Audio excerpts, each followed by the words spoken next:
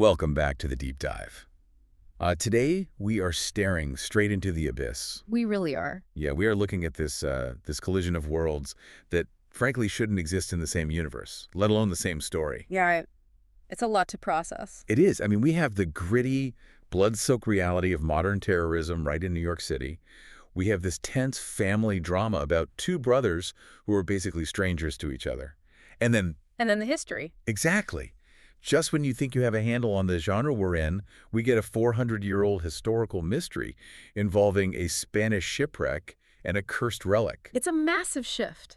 But what makes this particular set of sources so compelling for you to listen to today is how these completely disparate elements, the airport massacre, the corrupt judge, the ancient map, how they are all pulled together by a single, very specific kind of gravity. Yeah. And that gravity is a man named Jack. Repairman Jack. Wow. And let's be clear right off the bat for you guys listening, Jack isn't fixing toasters. No, definitely not. Well, okay, he might fix a toaster if you asked him nicely.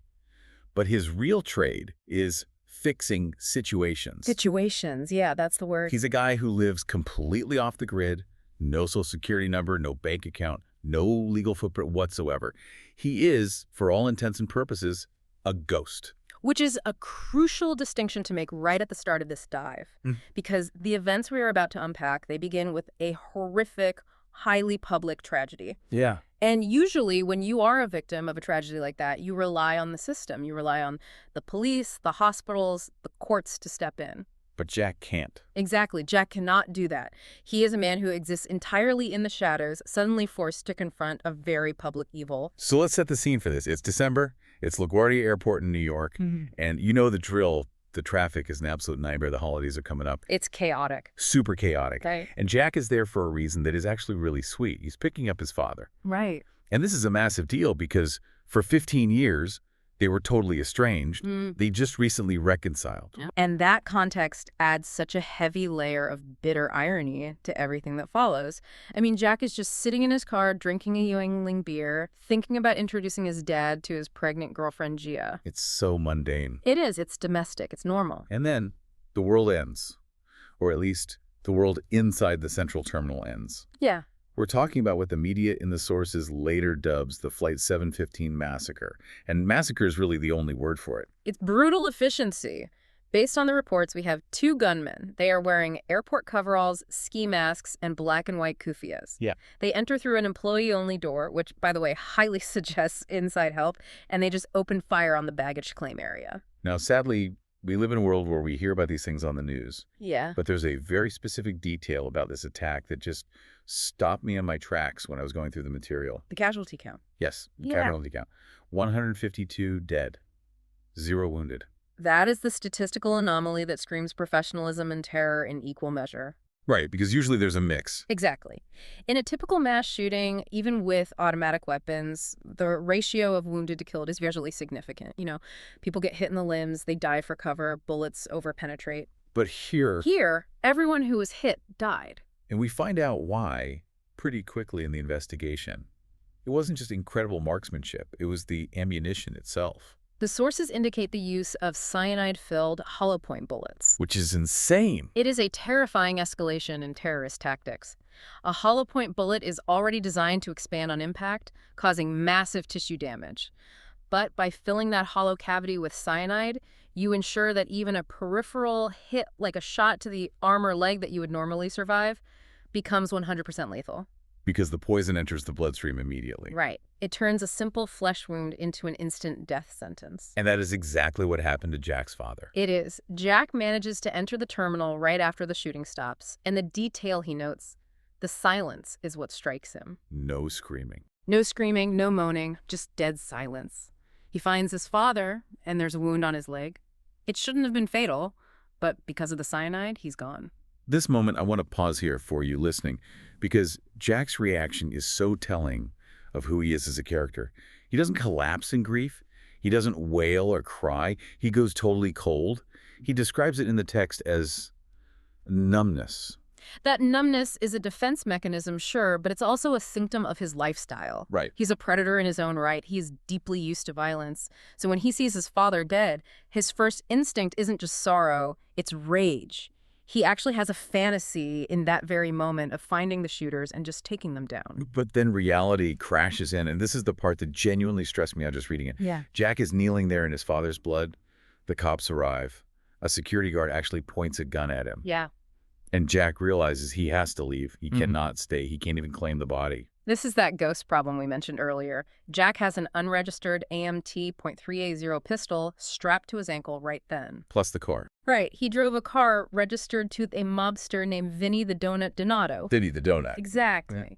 If the police process Jack, if they detain him, fingerprint him, his entire life, his anonymity, which is his only shield in the world, it just evaporates. Can you imagine having to make that choice? Your father is lying dead on the floor, and you have to walk away and just leave him there as a John Doe. Because if you stay, you go to federal prison. It's a horrific, pragmatic choice, and it eats at him. There's this incredibly grim detail where he recalls the Latin phrase written at the city morgue. Oh, yeah. What was that again? Here is where death delights to teach the living. Wow. He has to walk out of that terminal, leaving his father to be processed by that cold bureaucracy while he goes and literally digs a hole under a chain-link fence to escape the airport perimeter. It really highlights the severe cost of the life he's chosen. And there's that crushing thought he has a bit later when he's talking to his friend Abe. He realizes that if they hadn't reconciled, if they were still estranged like they had been for 15 years, his dad wouldn't have been visiting New York in the first place. He would be safe down in Florida. Right. It's this brutal irony of connection. The literal act of love visiting his son is what put him in the path of the bullet. That creates a very specific, heavy kind of survivor's guilt that Jack now has to carry. So we have the event, we have the tragedy. Now we have to talk about the investigation, or at least Jack's rogue version of it. Because while the FBI and Homeland Security are doing their official thing, Jack is doing his. And the very first clue he latches onto is the weapon. Right. Jack spots that the shooters used Tavor 2 assault rifles. Now, for those who don't know, the Tavor is an Israeli-made weapon. Which seems like a very strange choice for terrorists who are wearing kufias and, as we later find out, call themselves the Wrath of Allah. On the surface, yeah, it makes no sense. But the sources dive into the psychological warfare of it. The flight was coming from Miami, carrying a very large group of Satmar Hasidic Jews. Exact. The working theory is that the terrorists specifically used Israeli weapons to slaughter Jewish passengers as this twisted final insult. It's symbolic violence layered right on top of physical violence. And Jack, being Jack, doesn't wait around for a police press conference. He goes straight to his friend Abe. I love Abe. Abe is great. He runs a sport shop that's actually a front for this intense high-level armory down in the basement. He's this grouchy, lovable guy just surrounded by piles of old newspapers and birdseed. Abe is really the anchor to Jack's reality. But even Abe comes up totally empty here. He tells Jack that the underground gun-running community is absolutely terrified right now. The feds are turning over every single rock in the city. No one is talking. No one is talking about Tavor 2s. The silence on the street is deafening. So the trail goes totally cold there. But Jack isn't the only one affecting this story. We have to introduce the other main character here. The surviving brother. Enter Tom. Ah, Tom. If Jack is the dark, hyper-competent, street-smart anti-hero, Tom is, well, he's a piece of work. But that is putting it incredibly mildly. Tom is Jack's older brother. He's a sitting judge in Philadelphia. So you'd think, okay, finally, a responsible adult in the room. Someone with authority. But when they meet up at Penn Station, the contrast is both hilarious and deeply depressing. Jack is fit, he's alert, he's constantly scanning the crowd for threats, and Tom is overweight, sweating profusely, and his first move is to immediately demand a vodka. Grey Goose, specifically. He makes a point of that. Tom is just a walking study in corruption. He basically represents everything Jack despises about the so-called legitimate system. Yeah. He's arrogant, he's obsessed with status, he's a heavy drinker. He fancies himself an aesthete manqué-like a failed intellectual or artist, and he is deeply, deeply compromised legally. There's this scene in a bar right after they meet that just perfectly encapsulates him. Tom pays the bar tab with a counterfeit $20 bill. A judge passing fake money to a waitress just to see if he can get away with it. That scene is so vital for his character development. It shows Tom's thrill-seeking behavior and his total, fundamental lack of a moral compass. He calls it a hobby. Right. He's a judge, a literal figure of the law, yet he gets a kick out of petty theft from working-class people. It tells us that he truly believes the rules do not apply to him. And Jack, the guy who technically breaks the law for a living, is absolutely horrified by it. Mm. Jack actually goes back and fixes the tip with real money so the waitress doesn't get stiffed. It completely flips the script on who the criminal really is in this dynamic. Precisely. Jack has a code. It might be a vigilante code, but it's a strict ethical framework. Tom has the fancy robes and the gavel, but he's a zero code. And that becomes the massive driving force of the second act of this deep dive. Because Tom isn't just in town to bury their father. He's running. Yeah, let's unpack Tom's baggage. And I don't mean his suitcase. He drags Jack out to a dinner, meets Gia, Jack's girlfriend, and proceeds to hit on her right in front of him, which is just gross. Super gross. But then later, when they're alone in the car, the real truth comes out. Tom is in profound trouble. The list of infractions is staggering. He admits to skimming money from conservancies. Which are trust funds set up for sick children. Stealing from sick kids. That is literally the lowest of the low. It is. He's also been accepting direct kickbacks for shading his rulings from the bench. Basically, justice is flat out for sale in his courtroom. And now, the bill is finally coming due.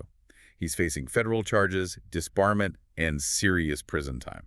And this leads to the wildest request. He wants Jack, the brother he hasn't seen in 15 years, the brother he actively belittled as a loser appliance repairman. He wants Jack to help him disappear. He wants to leverage Jack's underground skills. Yeah. Because Tom suspects Jack is more than just a repairman. He's heard the family rumors. He's seen the competent way Jack carries himself. So he tries to call in this blood debt. Yeah. He basically looks at Jack and says, "Dad would want you to watch my back." Which is manipulative as hell, considering Jack is the one actually mourning the dad while Tom is just trying to save his own skin. Exactly. Speaking of the dad, we have to touch on the funeral scene.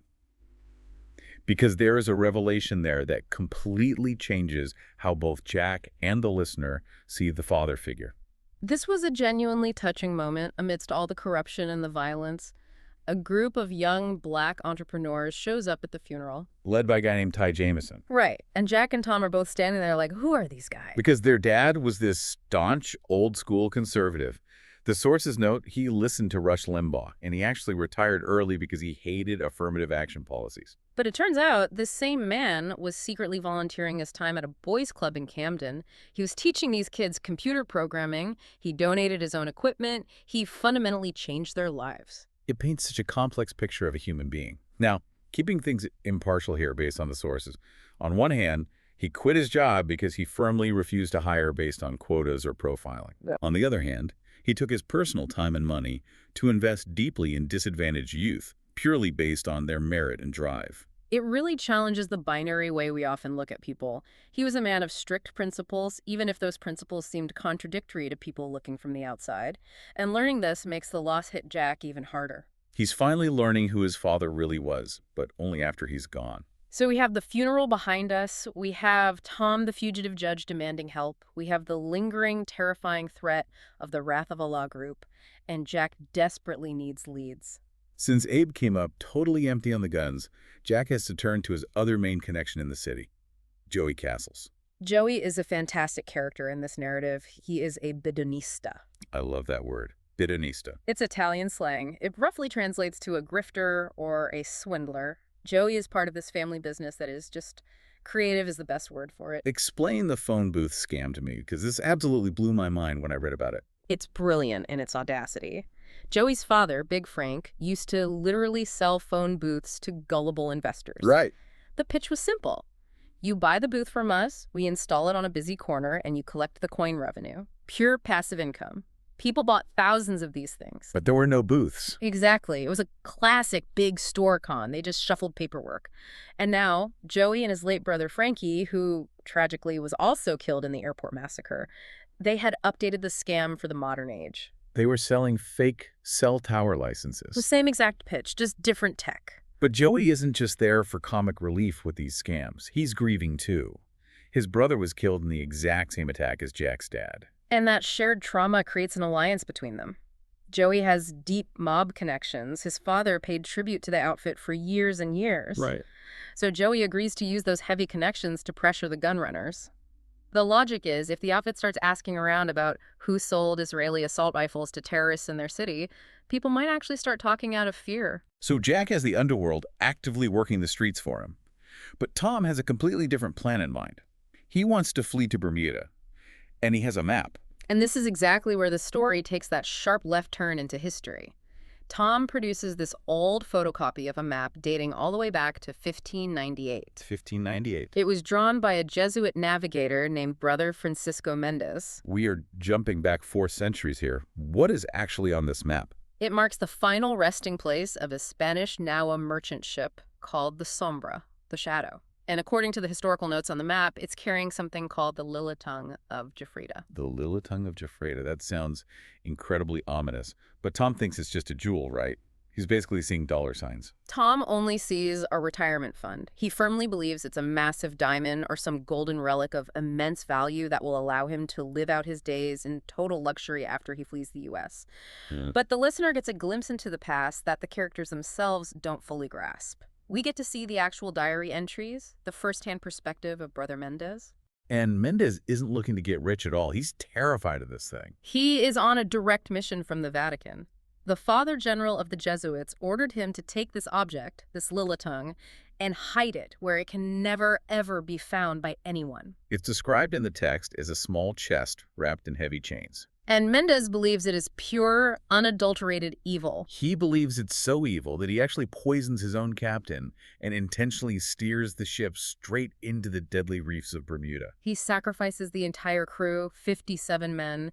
He sinks the Sombra just to keep this thing trapped in the hold and prevent it from reaching the New World. That is a level of desperation that tells you this isn't just a shiny rock. This is something profoundly dangerous. But Tom, being Tom, completely dismisses any talk of a curse. He just bulldozes past it and convinces Jack to sail him to Bermuda to escape the feds and dig this thing up. And the boat they take for this trip. Oh man.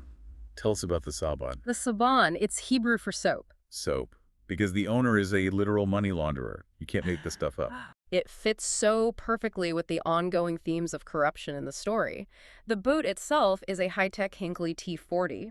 But it's been retrofitted with these massive extra fuel tanks specifically for long-range, off-the-radar cruising. It's a getaway vehicle disguised as a luxury pleasure craft. Exactly. So Jack and Tom set sail, and this journey is so tense. You have these two brothers who don't really know each other, who fundamentally dislike each other, trapped in a fiberglass box in the middle of the Atlantic Ocean. It's a perfect microcosm of their entire relationship. Tom is inherently lazy. He just relies on the autopilot, drinks his beer, and complains.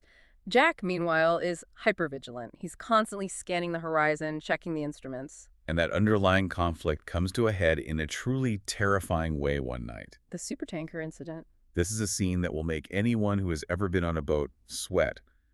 Jack is asleep below deck.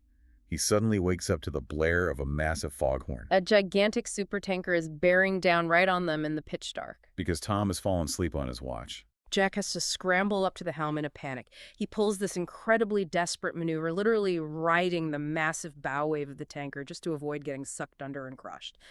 They survive by mere inches. And Jack's physical reaction to surviving that is visceral.